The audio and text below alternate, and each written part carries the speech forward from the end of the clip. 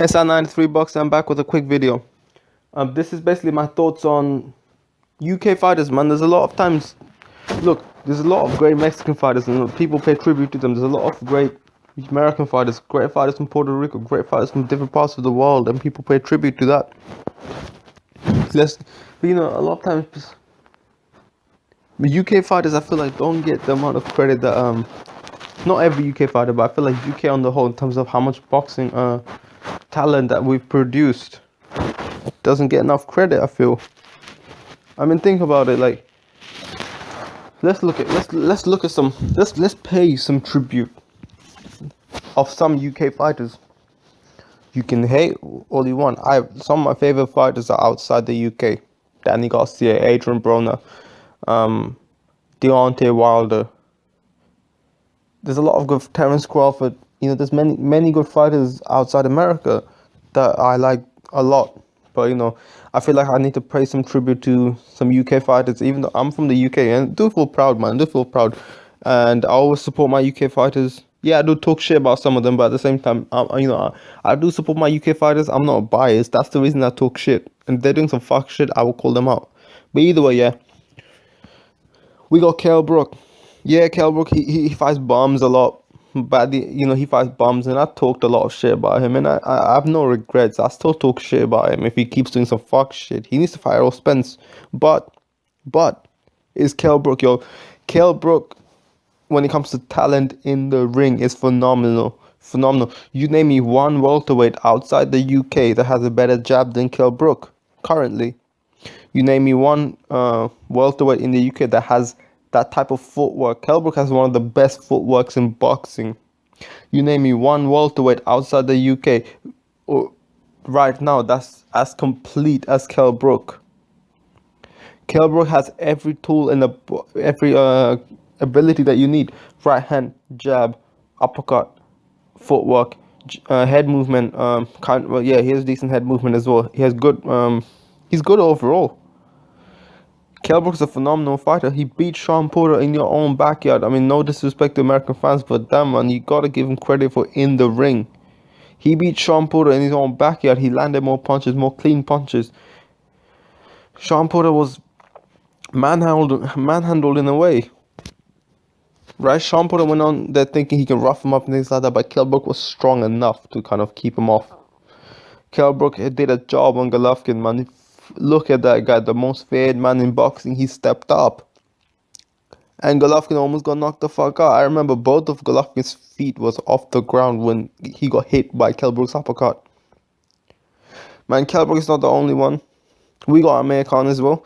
You can hate on Amir Khan as well. You can do whatever you want. Amir Khan, two-time world champion, unified world champion. The guy, he was dominating everyone. When he was on his top, he was dominating everyone. And on his A game, look who he beat. He has a really good resume. Even at 147 is a pretty good resume as well. But overall his resume speaks for itself. You got he should have had the fight against Lamont Payson, but he fought Maidana. And you can say Maidana was old, this and that, but Maidana would beat Shawn Porter. Even that Maidana would beat Shawn Porter. Maidana was old, blah blah blah. Yeah, he fought Maidana, who was beating notable names at the time. Victor Ortiz is one of them. He beat Zab Judah when Zab Judah was the champion, not far away from when he gave Floyd Mayweather bare problems. He fought Lamont Peterson, as I said. He beat the shit out of Collazo. He beat Devon Alexander. He beat a lot of fighters. There's a fashion. The fashion he did it is more important than who he beat. Who he beat was good, really good. He outboxed Paulie Malignaggi in his own game. No one's ever outboxed him like that. He beat up Zab Judah worse than anybody's beat up Zab Judah. He completely outclassed him. That was the worst beating that Judah had. He outboxed Alexander like no one's ever outboxed him. And Alexander is the one that outboxes others. Same with Paulie Malignaggi. He beat the shit out of Luis Collazo like no one's ever beat him before. No one. No Keith Thurman, no Shane Mosley, no Ricky Hatton, nothing. Kotelnik was underrated. People say who's Kotelnik? Kotelnik should have beat Devon Alexander, to be honest. He got robbed. He beat Maidana as well. Kotelnik got outboxed against Amir Khan, and that's what Kotelnik normally does to other people. He outboxes them. Amir Khan, unified world champion. When he went down against Prescott, you guys, whoever saw that would have thought, oh fuck, this guy's finished. Nah, but he's not finished, though, is he? He wasn't finished. Look at him now. Yeah, he got knocked out against Canelo, but it's Canelo. Let's see Keith Thurman do that. Let's see Shawn Porter do that. They're about to get knocked out in less than 4 rounds if they step in, man. Amir Khan's a great fighter. Just Kell Brook's a great fighter. Amir Khan's a great fighter. And that's only welterweight speaking. You go up and up and up. Look at, I mean, I'm going to mention only some names because I don't want to make the video too long. I'm fairly sure I'm about to get run off memory if I do that. Froch. I'll say that again. Grasp what I say. Kell Froch. Yeah, he got beat by Andre Ward, but that's Andre Ward. Kell Froch can punch. Kell Froch is a chin. Kell Froch, look who he beat. Apart from Andre Ward, look who he beat. George Groves, Mikhail Kessler. He beat a whole bunch of Jermaine Taylor. He beat a whole bunch of people, man. Kell Froch is a top fighter, world champion. His resume speaks for itself. And there's no way no one's going to tell him different. Kell Froch, man, look, the shots that he can eat, a lot of people can't eat that. Kell Froch probably has he definitely has one of the best chins in boxing when he was there. You know, Golovkin, he talked about fighting Kell Froch, but he ain't fighting Kell Froch. He's full of shit. He talks a bunch of shit. Kell Froch doesn't seem the most humble person, but hey, fuck it. In terms of fighter in the ring, I don't like Kell Brook, what the bullshit that he does, but in the ring, gotta give him credit. Same with Kell Froch. In the ring, you gotta give him credit.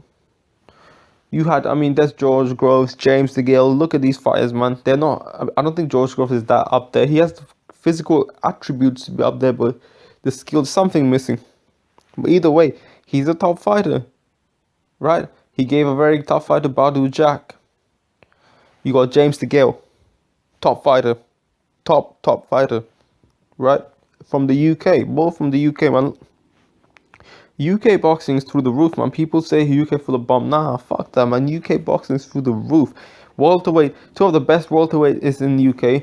2 of the best super middleweight right now is in the UK. Right? Golovkin's scared to fight these super middleweights. Fucking little shit. Let's keep going up. There's a bunch of fighters. I don't want to miss out too many, but look, Tyson Fury beat up Vladimir Klitschko. Who would have thought he beat him? Who would have thought? Tyson Fury outboxed the fuck out of him, and in the rematch, he'll do the same. He's so good that Vladimir Klitschko tried to set him up for a drug test, trying to bring the drug testing official at 9 a.m. 1:30 in the morning, and then 9 a.m. in the morning again. You know that he wouldn't like that shit. You know he will go crazy for that shit. And then when he goes crazy, you can portray him. You already know what you try to do, Klitschko. In the first fight, he tried to duck with a bullshit injury, and then when he tried to fight, he tried to put a lot of cushion on the ring.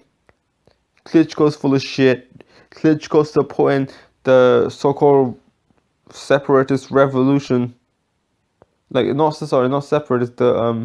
They want to join the EU and shit. You were supporting that shit, weren't you? Nazis on his side. That's right. And Tyson Fury beat Klitschko up. He beat him. Whether he looked impressive or not, he beat him. Easy work. Tyson Fury, one of the best fighters out there. He beat the man who was the man. You look at the heavyweight. When we're talking about heavyweight, we're talking about some serious British boxing. British boxing is where heavyweights are at. Tyson Fury, as I mentioned. David Haye. David Haye is the most underrated heavyweight right now, I would say, in my opinion. You got that power on his you can see the power on his right hand, on that left hook, but mainly that right hand, yo. He's very quick on his feet. You name me one heavyweight that's small, that's as good as David Haye right now. David Haye has one of the hardest punches in the heavyweight. He might even hit harder than Anthony Joshua. Who knows? Because it's not always about force behind your punches. Power is force times velocity. And a lot of times, David has a lot of velocity in it. David has great timing on it. And what's more is he's accurate. He's very accurate. David Haye against Tony Bellew. And Tony Bellew's not even on that level, but David Haye's about to show you what time it is, man. The guy's about March 4. He's about to put him to sleep. David Haye in a rematch. Look, people say he's making excuse with the toe shit, but the thing is, like, when a fighter's on his toes, and David Haye is someone that is on his toes a lot of times, when they're on his toes, your toes gonna hurt. And it makes a lot of difference because footwork is a big part of boxing. You box with your foot. Andre Ward said that, and it's true. In a rematch, I think he beat the shit out of Vladimir Klitschko. Knock him the fuck out. David Haye, definitely one of the top heavyweights. David Haye would beat Berman Stevan real quick, man. Real quick. He ain't got a clue. David Haye may not even hit as hard as Deontay Wilder, but damn, his skills totally different. He might even beat Deontay Wilder, but I'm not sure about that. But either way, man, that'd be a 50-50 fight. Haye versus Wilder, why not? And he's a big name, and he's a big draw. David Haye and Tyson Fury from UK. David Haye representing London. Yeah, then you got Anthony Joshua. Anthony Joshua, man, look, up and coming world champion within 17 fights, man. Charles Martin stood there in front of, he sat there saying, I walked this earth like a god, but you went down in 2 rounds, man. You talking too much. And Anthony Joshua showed you what time it is. He showed you what time it is. That's right. Anthony Joshua versus Deontay Wilder, man. I love Wilder, but at the same time, man, Anthony Joshua cannot be overlooked. He cannot be overlooked. Gold medalist cannot be overlooked. And he big as fuck, 6'6", really good skills, great jab, great footwork, timing excellent. You got a whole lot, man. You got a whole lot of talent in the UK, man. And these are only some of the fighters that I mentioned. In the past, there was great fighters. Nassim Hamed was a great fighter. Man, we can't forget Nassim Hamed. He changed boxing in terms of flamboyance and things like that. Nassim Hamed was great. He was great for boxing. So UK boxing is where it's at, man. Like, look, I respect all fighters and everything, but man, it feels good to know that UK, for me, it feels good to know that from where I'm from, there's a lot of great boxers. That's not to say I'll be biased. If they do some fuck shit, I'll call them out. But damn, man, that's me paying some tribute to some of UK fighters. I'm SR93 Boxing. I'm out.